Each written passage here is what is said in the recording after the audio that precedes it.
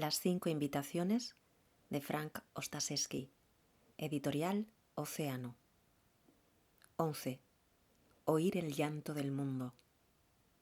Si quieres que los demás sean felices, practica la compasión. Si quieres ser feliz, practica la compasión. Su Santidad, el Dalai Lama. Los cóndores de California son unos animales magníficos. Son las aves más grandes de América del Norte. Estos seres espectaculares, casi mitológicos, pueden alcanzar una envergadura de cerca de 3 metros y remontarse como dioses sobre la costa sur. En otro tiempo, cientos de ellos se posaban sobre las altas secuoyas de las montañas costeras a lo largo del Océano Pacífico.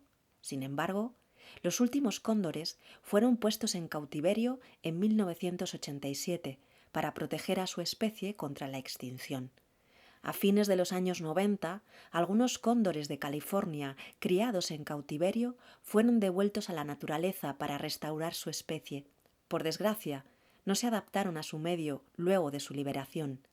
Insuficientemente preparados para vivir en la naturaleza, se les hallaba a menudo en lugares impropios para ellos, volando en círculos alrededor de edificios y cerca de la gente, demasiado temerosos de aventurarse en el bosque.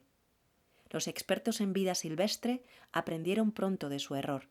En liberaciones subsecuentes se encargaron de que las aves convivieran desde muy temprana edad con cóndores adultos y, por tanto, que estuvieran menos determinadas por los seres humanos. Esta nueva generación de ejemplares jóvenes criados en cautiverio sí se adaptó a la naturaleza. Hoy en día, la población de cóndores de California prospera de nuevo. En el budismo se habla metafóricamente de la sabiduría y la compasión como de las dos grandes alas de nuestra práctica. Si el equilibrio entre ellas es insuficiente o inmaduro, no podremos alzar el vuelo ni encontrar la libertad. Al igual que esos primeros jóvenes cóndores criados en cautiverio, no tomaremos decisiones inteligentes y podríamos acabar volando en círculos. Los intentos de compasión sin sabiduría derivan con frecuencia en el sentimentalismo y la sensiblería. Los de sabiduría sin compasión pueden parecer fríos, indiferentes y cerebrales. La sabiduría que da origen a la compasión es la clara comprensión de nuestra interdependencia, la apreciación de que no estamos separados unos de otros. Podría parecer que lo estamos, pero esta es una percepción falsa, un juicio condicionado que determina la forma en que nos vemos y nos tratamos unos a otros. Yo tengo varios amigos surfistas que siempre han intentado instruirme acerca de las olas. Me hablan de las fuerzas elementales que dan origen al oleaje a miles de kilómetros de la playa, de cómo el viento genera una energía motriz en el océano y del modo en que las marejadas se convierten en olas. Señalan los efectos de las mareas y las corrientes, la forma del fondo del mar, la longitud de un arrecife, la altura de las olas, las crestas y valles del oleaje y cómo se disponen en series. Pasan horas interminables estudiando las olas. Francamente, no siempre veo lo que ellos ven. Yo veo que cada ola es única. No hay dos olas iguales. Cobran forma dependiendo de numerosas condiciones, viven un instante y expresan una distintiva belleza antes de desaparecer, lanzadas a la playa antes de regresar al mar. Cada ola es diferente, pero no está separada de las demás. Todas forman parte del mismo océano. El océano es un gran cuerpo y las olas su expresión individual. Los seres humanos somos así, exquisitamente particulares y diferenciados, pero no aislados. Pese a la totalidad de nuestras extraordinarias diferencias, compartimos la misma naturaleza básica. Formamos parte del mismo y vasto océano. Cuando nos deshacemos de una estrecha sensación de aislamiento, nos abrimos a una amplia visión del mundo. Esta visión aprecia sabiamente que no estamos solos ni podemos manejar esta vida solos. Reconocemos que estamos entrelazados y que somos totalmente interdependientes de todo lo demás, lo cual incluye la tierra, el cielo y el mar, los animales que habitan esos espacios y las fuerzas visibles e invisibles que tienen impacto en nuestra vida. Esta comprensión no requiere religión ni esotéricas creencias espirituales. Se basa en la observación ordinaria. Compartimos la necesidad de agua, alimentos, techo y amor. Tenemos también deseos similares de atención y afecto, de ser vistos y ser felices. Por grandes que sean nuestras diferencias, En realidad, los seres humanos somos iguales en formas muy comunes y esenciales. Una simple pero eficaz práctica de meditación enfatiza esta verdad y sirve para suscitar la compasión integrada a nuestro sistema nervioso. Piensa en el anciano que viaja en el autobús junto a ti, o en el individuo que vivió la desgarradora noticia que acabas de leer, o incluso en el ciclo de ofensiva y retirada cuando discutes con tu pareja. O bien prueba esto cuando conoces a alguien. Repite en silencio las frases siguientes para enfatizar el terreno común que compartes con la otra persona y para sentir la vinculación de la simple bondad humana. Esta persona tiene cuerpo, corazón y mente, igual que yo. Esta persona se preocupa y se atemoriza, igual que yo. Esta persona hace todo lo posible por lidiar con la vida, igual que yo. Esta persona es un ser humano, igual que yo. Luego, permite que surjan en ti benévolos deseos de bienestar. Que esta persona tenga la fuerza y el apoyo que necesita para enfrentar las dificultades de la vida. Que esta persona esté libre del sufrimiento y sus causas. Que esta persona esté en paz y sea feliz. Que esta persona sea amada. Una vez que nos vemos en los demás y a ellos en nosotros, nuestra manera de vivir en el mundo es objeto de una transformación fundamental. Este cambio de percepción provoca un cambio en el corazón. Ya no podemos seguir haciéndonos creer que faltar intencionalmente el respeto a los demás, situarnos por encima o por debajo de ellos, o actuar siempre de manera egoísta, puede hacernos felices. Como dice el poeta, lo único que tiene sentido es la bondad. A mí me agrada mucho la forma en que su santidad el Dalai Lama explica conceptos complejos con palabras sencillas. Es innegable que nuestra felicidad está firmemente ligada con la de los demás. Es innegable que si la sociedad sufre, nosotros sufrimos. Y es innegable que cuanto mayor sea el rencor que aqueje a nuestro corazón y nuestra mente, más desdichados seremos. Así pues, podemos rechazar todo lo demás, la religión, la ideología, la ortodoxia, pero no podemos escapar a la necesidad de amor y compasión. Comprendemos entonces que querer a alguien no se diferencia de querernos a nosotros mismos. El altruismo es una expresión natural de esa sabia comprensión, el acto que surge de reconocer nuestra condición humana común. Si me hago una cortada en la mano izquierda, la derecha se ofrece espontáneamente a cuidarla. No pregunta si merece su atención, si es un miembro de su misma iglesia o si comparte sus opiniones políticas. Tampoco le preocupa involucrarse demasiado y hundirse en el sufrimiento. Una mano abraza a la otra con amor y compasión. Lo mismo ocurre cuando se actúa de manera altruista en beneficio de otra persona. Los niños poseen una noción natural del altruismo y la compasión, quizá debido a que no experimentan límites tan rígidos entre ellos y los demás. Cuando mi hijo Gabe era pequeño, con frecuencia salíamos juntos a las calles de San Francisco. Él sufría siempre que veía a personas sin hogar, así que adoptamos la costumbre de llevar con nosotros una bolsa de monedas para que les diera dinero. Cuando tenía 4 años, un día pasamos junto a un anciano andrajoso con una enmarañada barba blanca. La verdad es que tenía un aspecto espeluznante. Pero la reacción inmediata de Gabe fue: «Papá, ¿podemos llevar a casa a este señor?»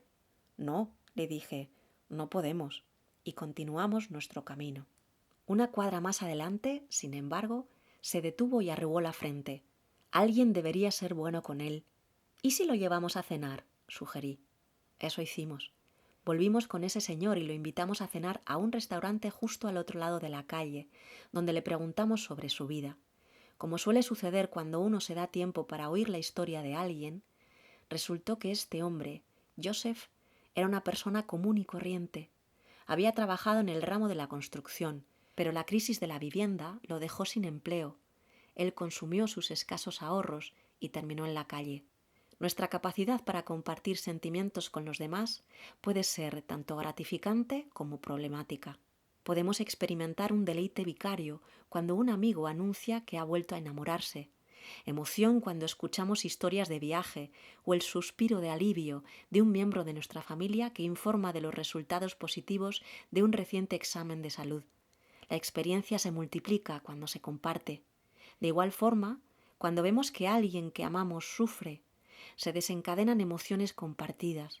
Cuando alguien llora de dolor, es posible que compartamos esa tristeza y lloremos también. Ver una imagen de un desvalido niño refugiado, arrastrado por la corriente hasta una playa extranjera, puede provocar en nosotros una sensación de impotencia. Es útil hacer una distinción entre empatía y compasión. La empatía es la capacidad de sentir como otra persona. Es así un pegamento indispensable para formar relaciones y redes sociales.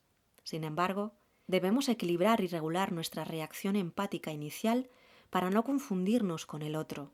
Esto es muy importante para quienes están continuamente expuestos al sufrimiento, como enfermeras, maestros, psicólogos, terapeutas y socorristas de emergencia. De lo contrario, la preocupación empática puede convertirse con facilidad en sobrecarga empática, la que podría tener un impacto negativo en nuestra salud y bienestar y derivar en agotamiento, aislamiento, extenuación e incluso conductas egoístas, como volcar en los demás nuestra angustia empática. Carl Rogers describió inmejorablemente la empatía sana y bien fundada cuando escribió: significa entrar al mundo de las percepciones privadas del otro y sentirse a gusto en él. Implica ser sensible, momento a momento, a los tornadizos significados atribuidos que fluyen en esa persona, al temor, furia, ternura, confusión o cualquier otra cosa que experimente. Significa vivir temporalmente en la vida del otro y desplazarse por ella con delicadeza y sin hacer juicios. Quiere decir sentir significados de los que ella apenas está consciente, aunque sin tratar de develar por completo los sentimientos inconscientes, lo cual sería demasiado amenazante. Incluye comunicar tus sensaciones del mundo de esa persona cuando miras con ojos nuevos y sin temor los elementos a los que teme. Estar con otro de esta manera significa dejar, por lo pronto, de lado tus opiniones y valores para entrar sin prejuicios a su mundo. Significa, en cierto sentido, dejar de lado tu yo, algo que solo pueden hacer personas tan seguras de sí que saben que no se perderán en el que podría resultar un raro o extraño mundo del otro y que sean capaces de regresar holgadamente a su propio mundo cuando lo deseen. Aunque la empatía puede conducir a la compasión, es posible que nos preocupemos por el sufrimiento del otro y nos sintamos motivados a ayudarlo sin que necesariamente compartamos sus sentimientos. Así pues, una distinción útil es que la empatía nos hace sentir con la otra persona y la compasión nos hace sentir por ella. La compasión se diferencia además de la empatía por una intensa motivación a reducir el sufrimiento y promover el bienestar del otro. Sin la presencia de la compasión, no podemos estar abiertos al sufrimiento. La compasión es una especie de guía interna que nos ayuda a responder justo a la faz de ese sufrimiento. A mí me gustan las historias de amor, lo mismo que a Catherine. Una noche en que veíamos Pretty Woman, Mujer Bonita, en la tele del hospicio, ella hizo un anuncio. Tal vez ya solo le quedaban 6 semanas de vida, pero quería casarse con su novio y me preguntó si yo podría hacerme cargo de la ceremonia. Claro, sería un honor para mí, le dije, aunque lo que realmente necesitas es un coordinador de bodas, y para tu fortuna yo soy muy bueno en eso. Hay muchos detalles que planear en una boda. Todos los días iba a su habitación para que habláramos de la boda. Le hacía preguntas sobre cada aspecto de su matrimonio. ¿Por qué amaba al hombre con quien iba a casarse?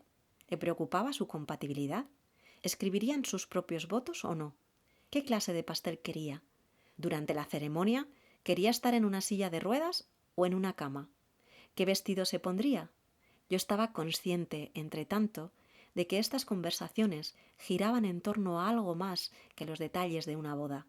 Un día en que se decidía cómo resolver lo del pastel, Catherine rompió a llorar y dijo: «¿Cómo me gustaría que mi madre estuviera aquí?». Su madre había muerto 6 años antes, pero eso era lo que más le importaba a ella en ese momento. No su cáncer, y ni siquiera la proximidad de la muerte, sino que su madre no presenciaría su boda. Esta era la faz de su sufrimiento. Yo podría haber pasado eso por alto o haberle ofrecido un lugar común como «sí, sería maravilloso». En cambio, ambos fuimos al grano y exploramos ideas para lograr que su madre estuviera presente en su boda. Podríamos poner algunas fotografías suyas, propuso ella. Es buena idea, dije. ¿Y si estuviera aquí? ¿Qué te habría gustado que dijera el día de tu boda? Lo pensó y respondió tímidamente. Me habría encantado que leyera el poema que me escribió antes de morir. ¿Tú lo leerías? De todo corazón, contesté. Cuando nuestra conciencia, libre de juicios, responde justo al dolor del otro, su corazón se abre, se siente estimado y protegido. La compasión está al tanto de todo el espectro de consideraciones, pero sintoniza con lo que más importa en ese instante. En ocasiones esa sintonía es tan íntima que podríamos sentirnos en un encuentro de alma con el otro. Steven y Rick vivían a unas habitaciones de distancia entre sí en el Zen Hospice Project. Además de su diagnóstico de VIH, Rick había sufrido un derrame cerebral que le paralizó el costado derecho y lo dejó con una afasia que le dificultaba hablar. Estaba muy enojado con su afección y molesto con la mayoría de la gente. Eso, sumado a su dificultad para comunicarse, lo aislaba en extremo. Steven, por su lado, poseía una actitud abierta y radiante. Cuando llegabas a su habitación, sentías que entrabas a un santuario. Había hecho su tarea, el viaje interior para enfrentar sus demonios. En él privaba ya una espléndida sensación de paz y gratitud. Un día le expliqué a Rick que el final de Steven se acercaba y decidió despedirse. Le ayudé a recorrer el pasillo cojeando hasta la habitación de Steven, a la orilla de cuya cama se sentó. Yo me acomodé en la esquina para no interferir. En los 20 minutos posteriores vi desarrollarse algo increíble. La forma en que esos dos hombres entablaban un profundo intercambio en silencio.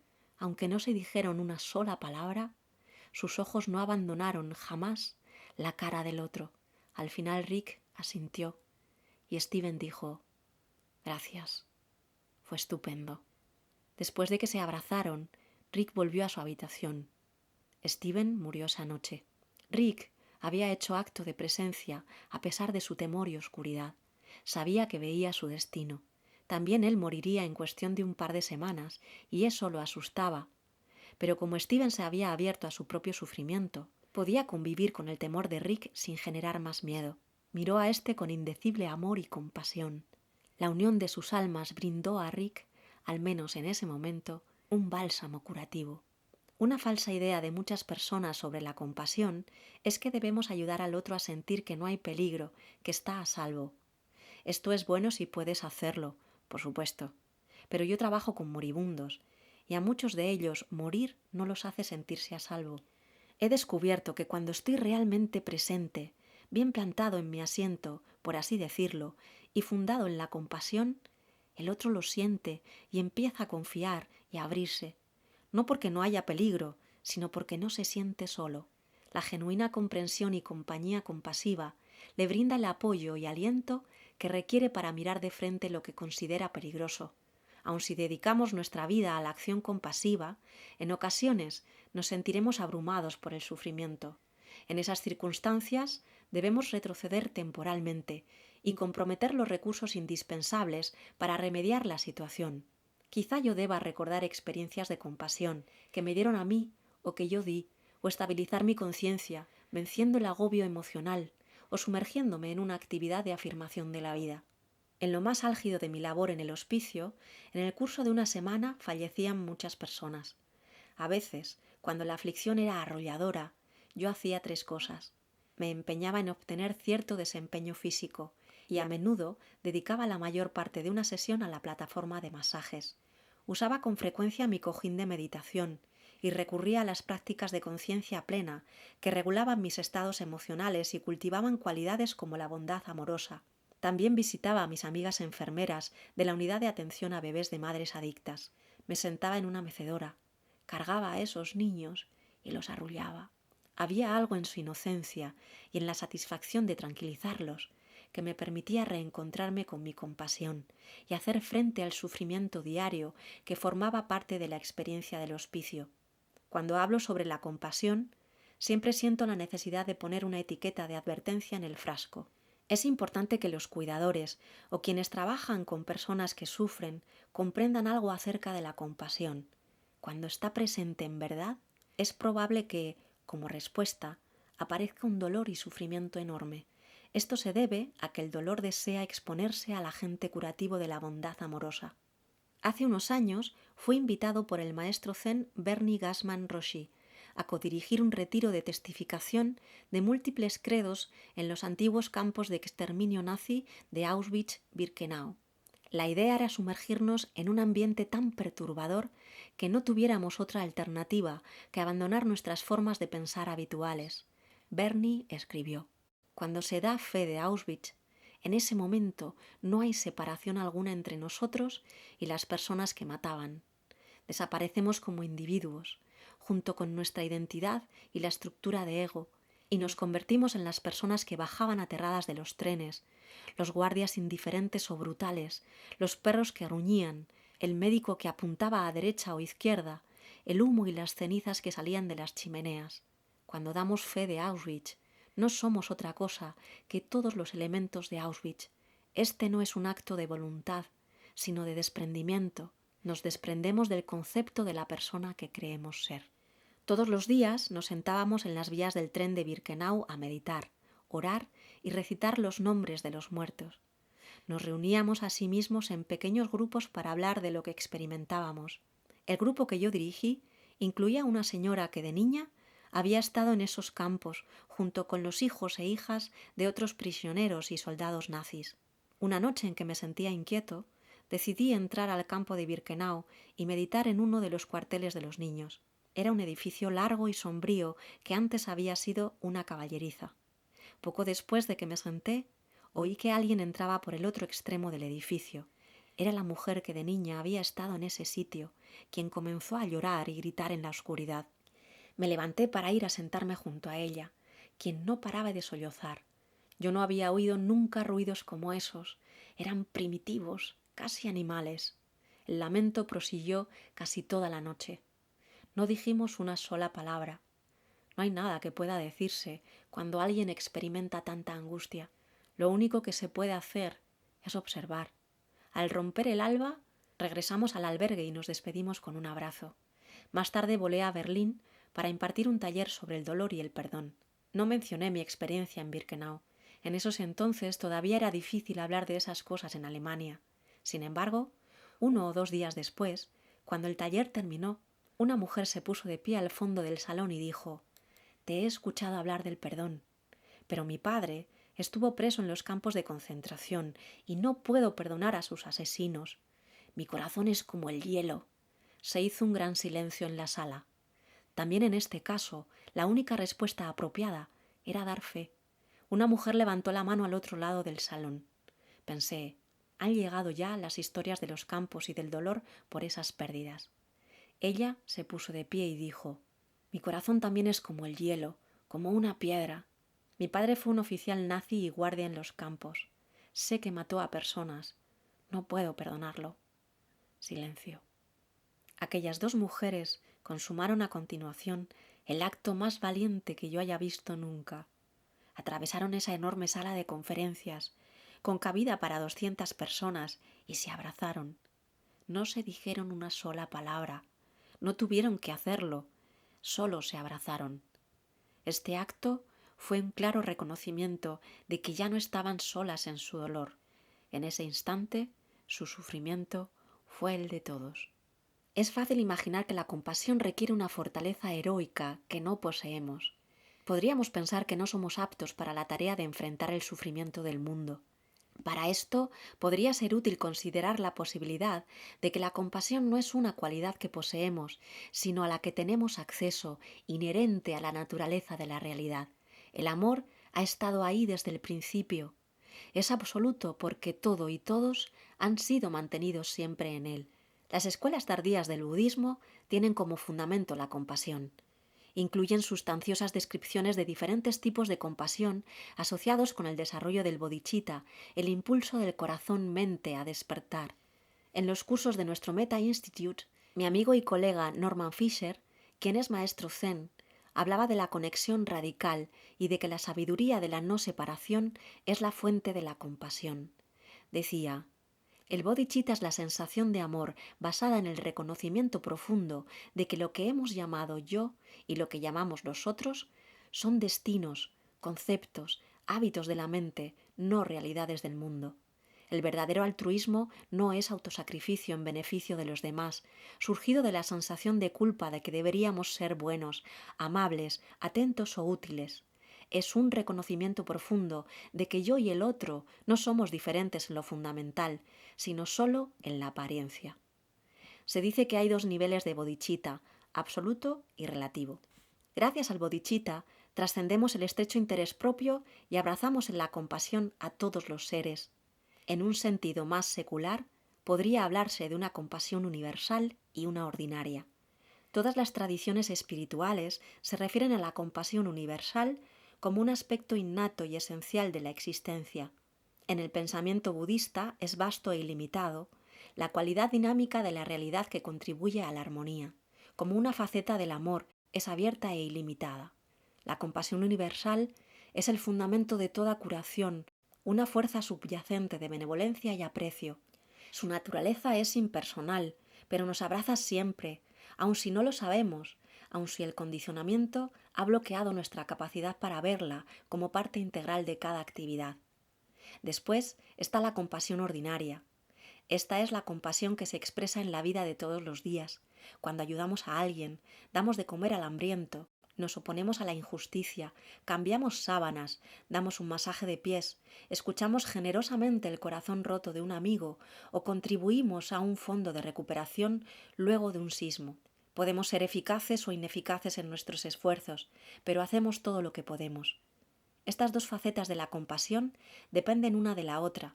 La compasión ordinaria puede ser extenuante. Los repetidos esfuerzos por cuidar a nuestra familia, ayudar a otros o reducir el sufrimiento del mundo nos fatigan y desgastan. Por eso, esta compasión debe abastecerse de la abundancia de la compasión universal. No obstante, esta es una calle de dos sentidos. La compasión universal también precisa de la compasión ordinaria. Sin esta, la compasión universal es sólo una idea abstracta, una gran plegaria. Y si las solas oraciones bastaran para sanar al mundo, hace ya mucho tiempo que habríamos dejado de sufrir. Con esta comprensión, vemos que la compasión no procede de los esfuerzos individuales, emerge de nuestra naturaleza básica, es una expresión dinámica que surge de la realidad misma. La compasión universal necesita de nuestros brazos, piernas y espaldas fuertes. Somos su vehículo, la forma en que se manifiesta en el mundo común y corriente.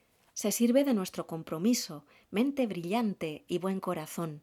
Entretanto, la compasión ordinaria se renueva sin cesar, gracias a que surge la compasión universal.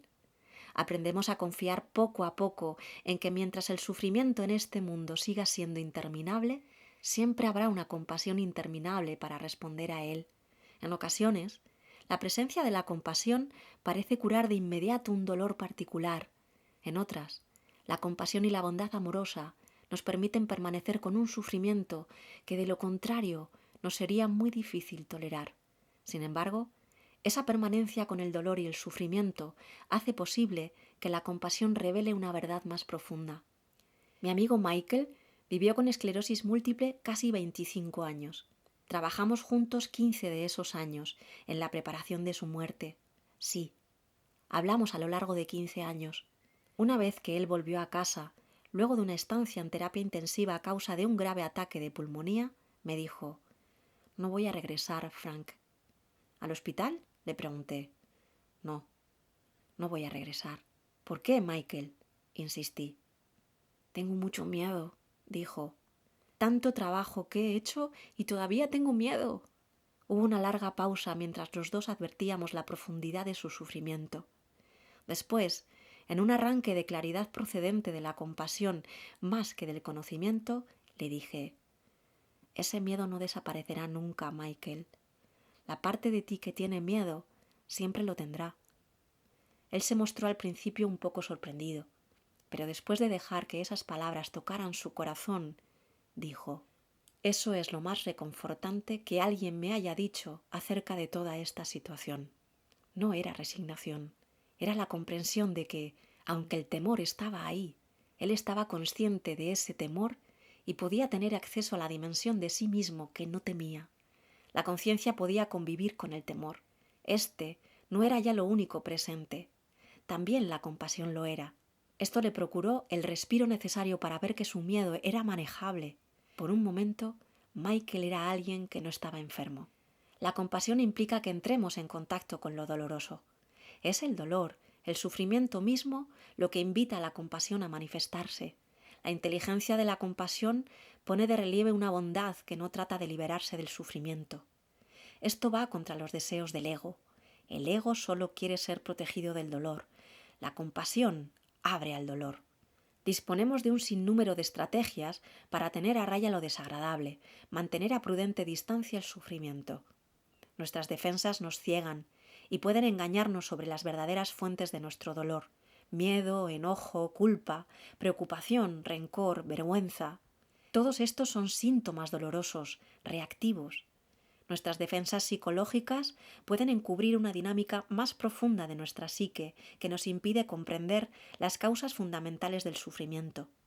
De esta manera, nuestras defensas, a menudo inconscientes, reciclan nuestro sufrir. Cuando la compasión está presente, la defensividad puede relajarse. Una vez derribadas nuestras defensas, podemos examinar objetivamente la situación y ver el verdadero origen del sufrimiento. Entonces, podemos intervenir con eficacia para atacar las causas reales y no nada más los síntomas. Así pues, otro aspecto de la compasión es la capacidad de convivir con el sufrimiento como un medio para alcanzar y experimentar más verdad y mayor libertad. En una ocasión, durante una charla en Alemania, Bernie Glassman-Roshi se refirió a Avalokitesvara, el bodhisattva de la compasión. Esta deidad se representa con 1000 brazos. En cada mano lleva una oreja para escuchar el llanto del mundo. 1000 brazos están ahí para responder. Bernie sugirió de esta manera que la compasión es una respuesta natural y apropiada al sufrimiento. Un señor se levantó y dijo: «Eso está muy bien, pero yo no tengo 1000 brazos, solo 2. ¿Qué puedo hacer para aliviar todo ese dolor?» Bernie hizo una pausa y dijo inspiradamente: «Está equivocado». El señor insistió: «No, estoy seguro de que solo tengo 2 brazos». Bernie pidió a todos los demás asistentes que alzaran la mano. Había más de 500 personas ahí. «Mire usted», le dijo, «1000 brazos». La idea era que es una ilusión pensar que hacemos solos este trabajo. En realidad, todo está íntimamente interconectado, interrelacionado en una inmensa red de interdependencia. Todos nuestros pensamientos, sentimientos y actos afectan a todo lo demás en esa red. El gran naturalista John Muir dijo una vez: «Cuando intentamos singularizar cualquier cosa, la encontramos entreverada con todo lo demás en el universo, lo que nos devuelve al mar, en el que cada uno de nosotros somos olas individuales, únicas pero inseparables del conjunto». Cuando vemos la realidad desde la perspectiva del yo aislado, buscamos sin cesar lo que nos distingue de los demás.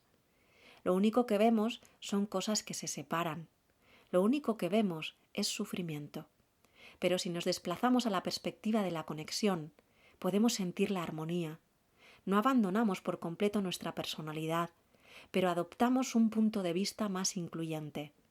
La compasión es lo que nos permite acercarnos al sufrimiento, conocerlo de manera íntima. En tal cercanía, la ilusión del yo y el otro desaparece. Sabemos que formamos parte de esa red de reciprocidad. La sabiduría nos muestra que la restringida y reducida sensación del yo aislado que hemos adoptado no es más que una versión limitante de la situación. Cuando la separación se desvanece, reconocemos que somos uno con todo. Siendo uno con todo, la compasión es sencillamente la respuesta apropiada, la forma natural de servir y amar que es en realidad nuestro ser íntegro y de expresar su libertad.